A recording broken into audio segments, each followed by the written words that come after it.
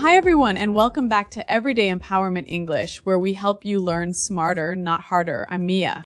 And I'm Alex. In our last episode, we talked about why distractions make it so hard to study and how to identify what's getting in the way of your learning. And today we're going to build on that by helping you create a distraction-proof English study plan. One that's realistic, flexible, and actually works for you. Whether you're juggling work, school, or just struggling to stay consistent, this episode is for you. Let's get started. The very first step in building your plan is to become really aware of what actually distracts you. Think back to your last few study sessions. What pulled your attention away? For me, it's definitely my phone. Those notifications are just so tempting.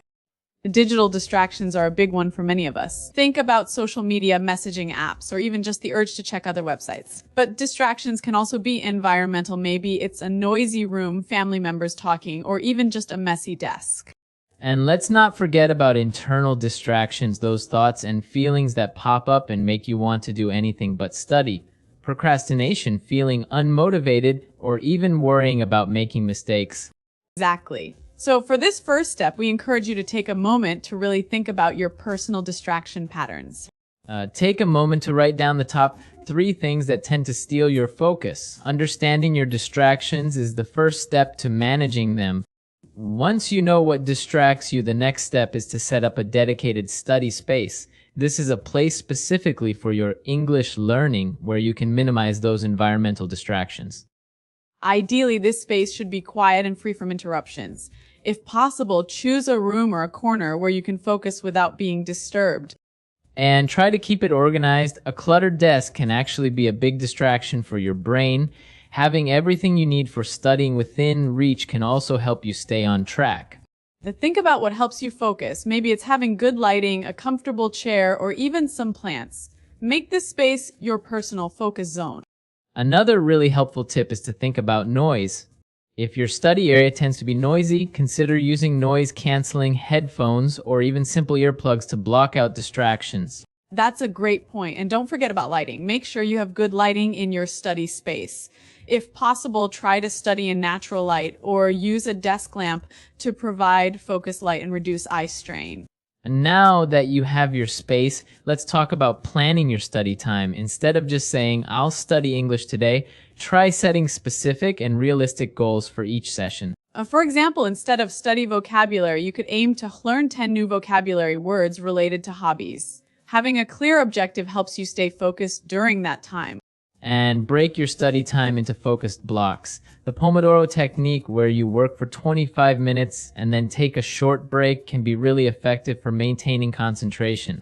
Experiment with different time blocks to see what works best for you. Maybe you focus better in shorter bursts, or perhaps you prefer longer sessions with a longer break in the middle. Everyone has different energy levels throughout the day. Some people focus best in the morning, others at night. Pay attention to when you feel most alert. But be honest, how much time can you realistically commit? If you only have 15 minutes a day, that's okay.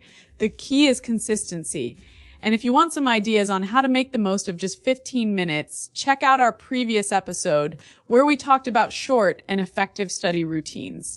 Now let's talk about implementing strategies for tackling digital distractions. Our phones and computers can be amazing tools for learning, but they can also be our biggest enemies when we're trying to focus.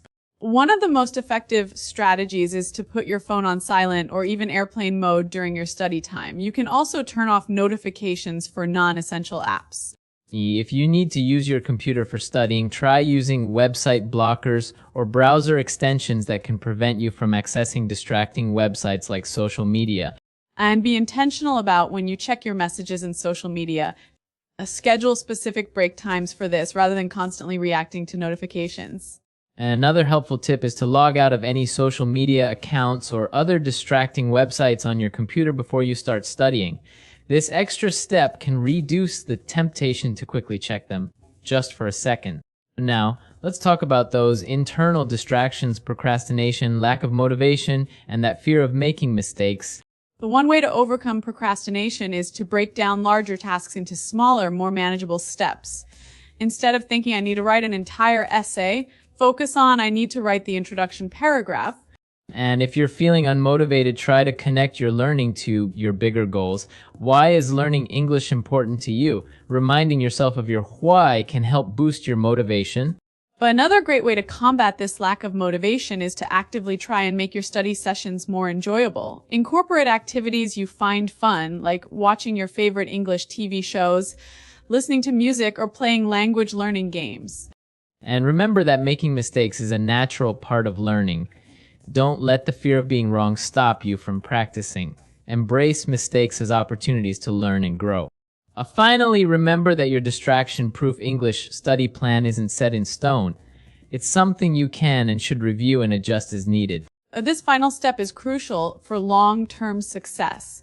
Regularly review your study plan and how well it's working for you. Are you staying focused? Are you meeting your goals? Pay attention to what's working well and what's not. Maybe certain time blocks are more effective for you, or perhaps you need to try different strategies for managing digital distractions. It's also important to track your progress. Keep a record of what you've studied and how you're improving. This can be a great motivator. Be patient with yourself and don't be afraid to experiment. The goal is to find a plan that helps you focus and make consistent progress in your English learning journey. Exactly. This is your personal plan tailored to your needs and your life. Most importantly, celebrate your progress, no matter how small. Acknowledging your achievements will keep you motivated and on track. And now let's take a moment to boost your English vocabulary with some of the useful words and phrases from today's episode. Put on means to develop or add to something that already exists. Example, today we're going to build on our last episode by creating a study plan. Distraction proof. A means designed to prevent or minimize distractions. Example, we're going to help you create a distraction-proof English study plan. Juggling means managing several activities or responsibilities at the same time. Example, whether you're juggling work, school, or just struggling to stay consistent. But this episode is for you. Urge means a strong desire to do something. Example, digital distractions include the urge to check other websites.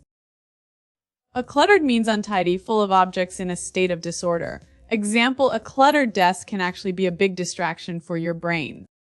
Within reach, a means able to be easily reached. Example, having everything you need for studying within reach can also help you stay on track.